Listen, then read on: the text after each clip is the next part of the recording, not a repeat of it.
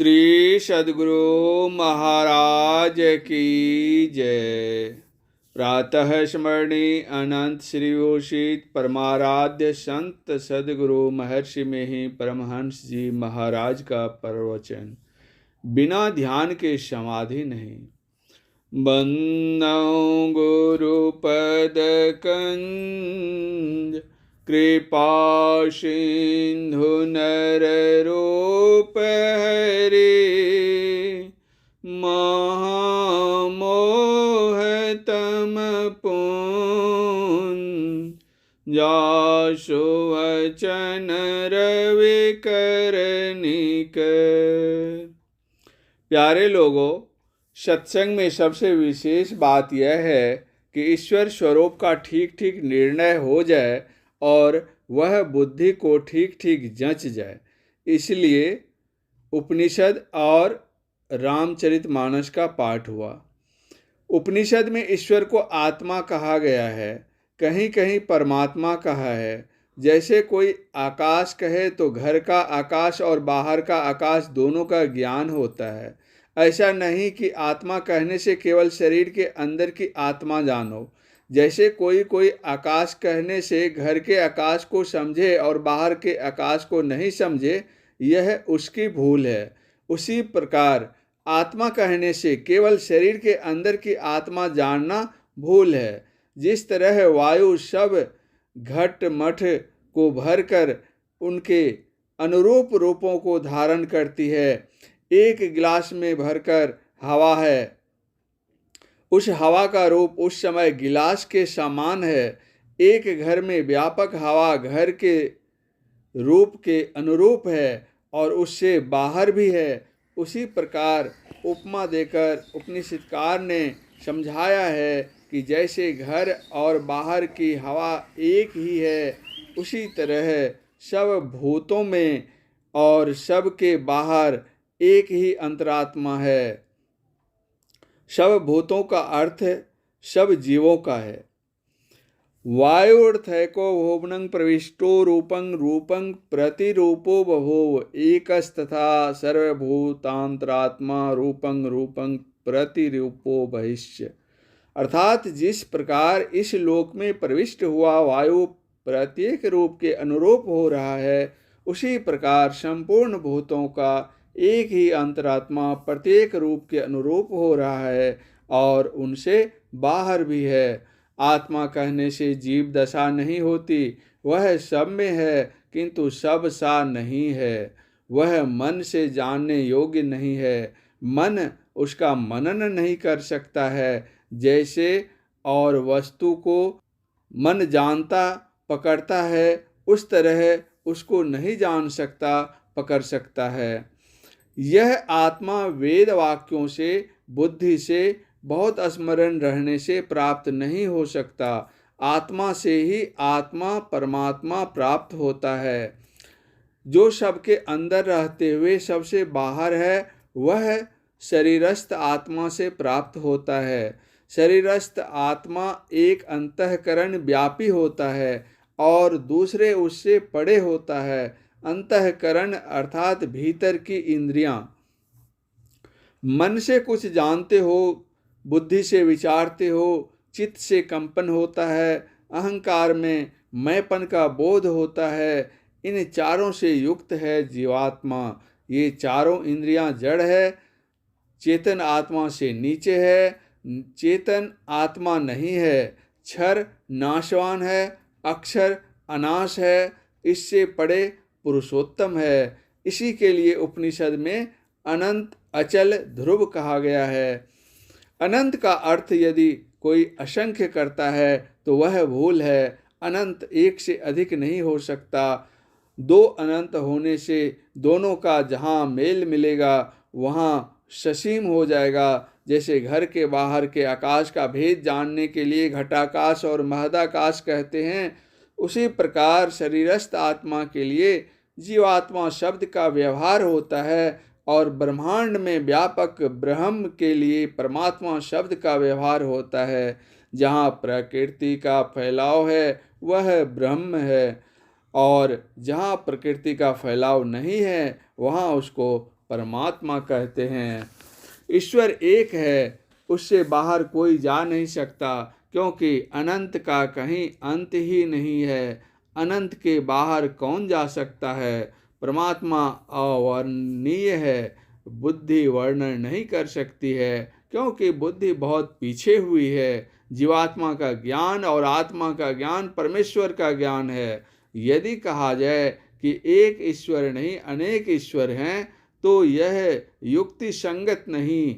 आज तक संसार में जितने आचार्य हुए, किसी के वचन से वेदांत सिद्धांत का मेल नहीं है।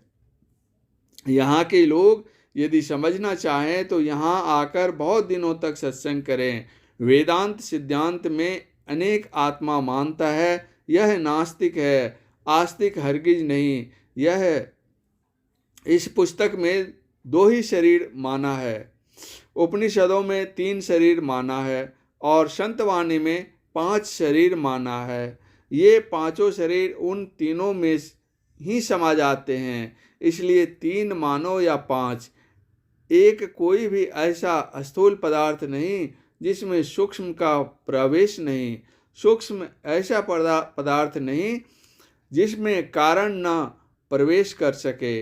वेदांत सिद्धांत में है कि ईश्वर सर्वज्ञ है और जीव अल्पज्ञ है, तो जीव में ईश्वर व्यापक है, तब वह सर्वज्ञ क्यों नहीं हो जाता है। मैं कहता हूँ कि एक ही इंद्रिय में सब ज्ञान क्यों नहीं होता। हाथ से देखते क्यों नहीं, आँख से सुनते क्यों नहीं। यह तो यंत्र के अनुकूल है। सर्वव्यापी ईश्वर सब में रहते हुए जीव अज्ञान में है। अल्पज्ञ और सर्वज्ञ एक साथ नहीं रह सकते, ऐसा उनका सिद्धांत है। किसी विषय को तुम विशेष जानते हो, किसी विषय को कम जानते हो, तो तुम में ही कम ज्ञान और विशेष ज्ञान दोनों है। तो इन दोनों को एक साथ रखते हुए कैसे रहते हो, इसका निर्णय कर लो। यदि तुम दोनों एक साथ रह सकते हो,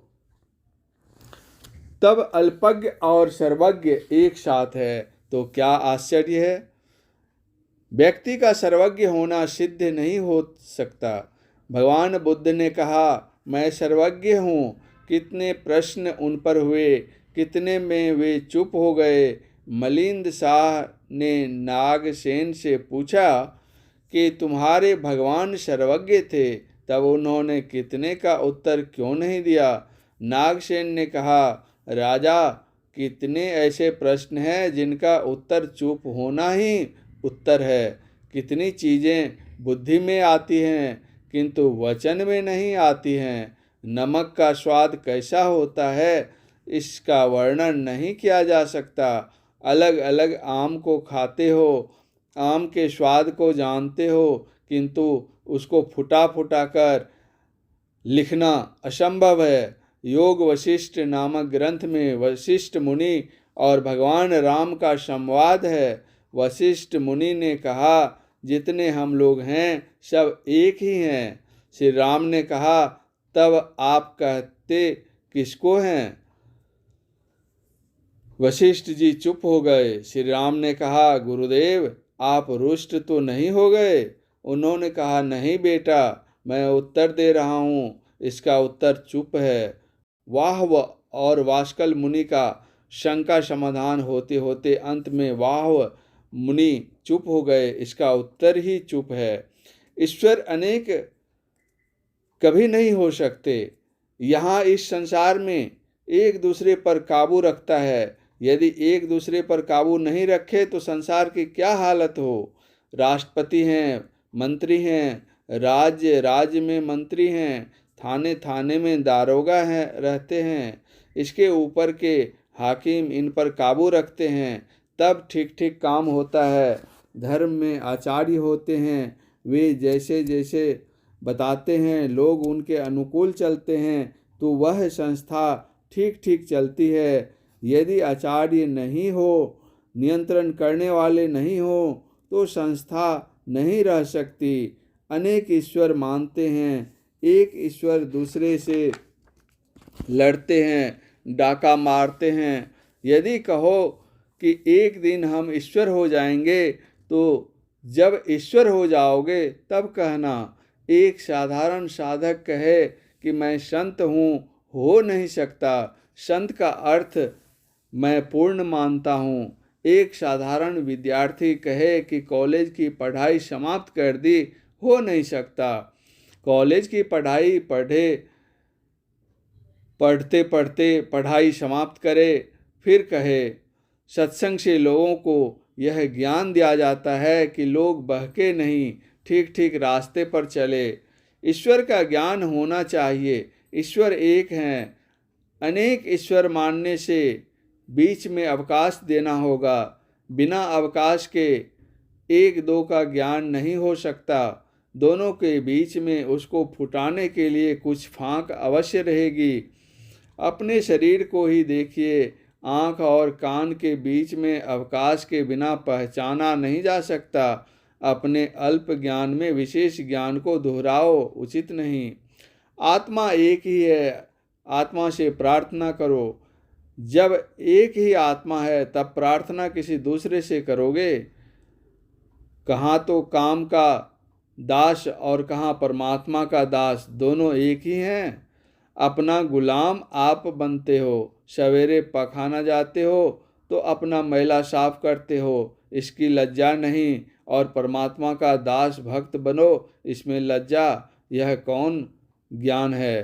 परमात्मा के सिवा संसार में और ऐसा पदार्थ नहीं है जो अनंत हो।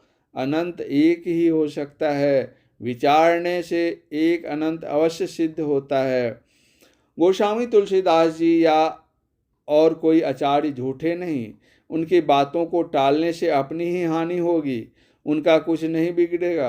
अंतःकरण से जो तुम बोध करते हो उससे विशेष वह है जो तुम अंतःकरण रहित होकर बोध करोगे, तब तुम संतों की वाणियों को समझोगे। संतों का बुद्धि के पड़े की वाणी को तुम बुद्धि में अटाओगे, हो नहीं सकता। जब सब ईश्वर ही हैं तब मुनि, मुनिवर, मुनिरत्न आदि छोटी बड़ी पदवियां क्यों? गोस्वामी तुलसीदास जी ने कहा, जानत तुम्हारी होई जाई।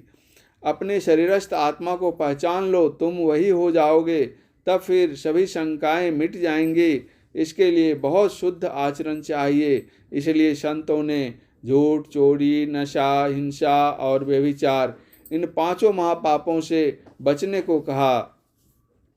हमारे पेट में जोंकटी कीटाणुओं से भी बड़ी है, तन में भी चेतन है, किंतु वह लेक्चर नहीं देता। मनुष्य शरीर रहते हुए भी उसमें मनुष्य वाला ज्ञान क्यों नहीं होता है?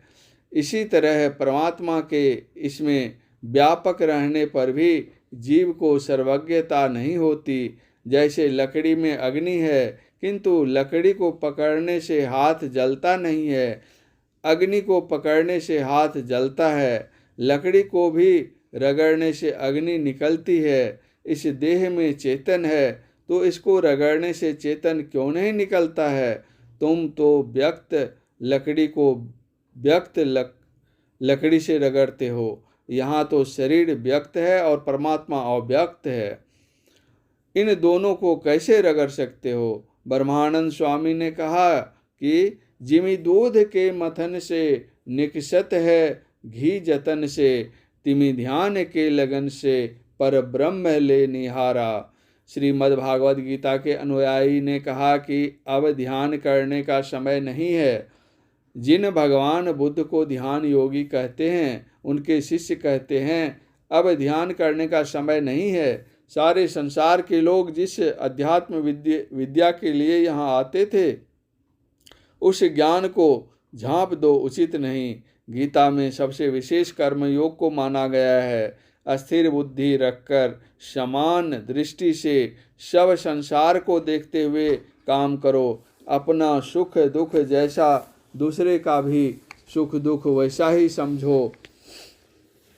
सब काम करते रहो और ईश्वर की तरफ मन लगाते रहो। यह भक्ति कर्म योग है। अस्थित प्रज्ञता समत्व कैसे होगा? इसके लिए प्राणायाम योग करो या ध्यान योग करो। गीता में भगवान श्री कृष्ण ने प्राणायाम का वर्णन किया है, किंतु ध्यान योग की जैसी विधि बतलाई गई है वैसी नहीं। वहाँ कहा गया है कि समाधि में तुम्हारी बुद्धि अस्थिर होगी। बिना ध्यान के समाधि नहीं हो सकती। जिससे हो सके प्राणायाम करो, जिससे नहीं हो सके यह ध्यान करो। प्राणायाम में आपदा भी आ सकती है, उससे फेफड़ा बिगड़ सकता है, मस्तिष्क बिगड़ सकता है, पागलपन हो सकता है, किंतु ध्यान योग में आपदा नहीं।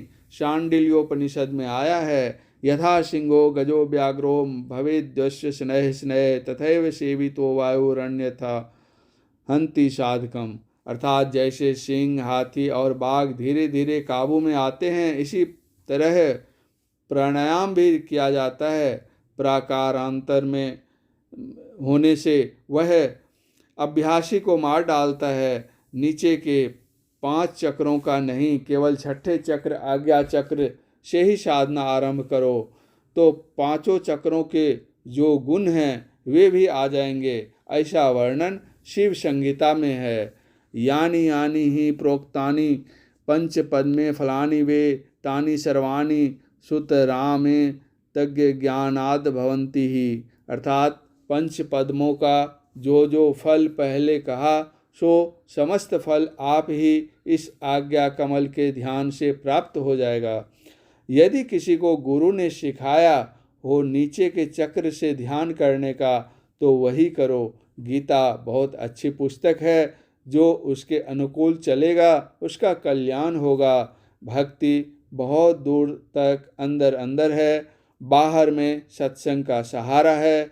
जो पिछले जन्म से किया हुआ आया है वह बाहर बाहर की पूजा नहीं करे, अंदर अंदर ही की करे तो करे। ज्ञान कांड में भी भक्ति है, बिना भक्ति के कल्याण नहीं। बिना सत्संग के भक्ति नहीं होती, बिना सद्गुरु के सत्संग नहीं हो सकता। जो गुरु सत्संग भक्ति ध्यान की शरण लेगा वह भव सागर से पार होगा। परम पूज्य गुरुदेव का यह प्रवचन कटिहार जिला के श्री संत मत सत्संग मंदिर मनिहारी में दिनांक 13/8/1955 ईस्वी को अपराह्नकालीन सत्संग में हुआ था। श्री सद्गुरु महाराज की जय।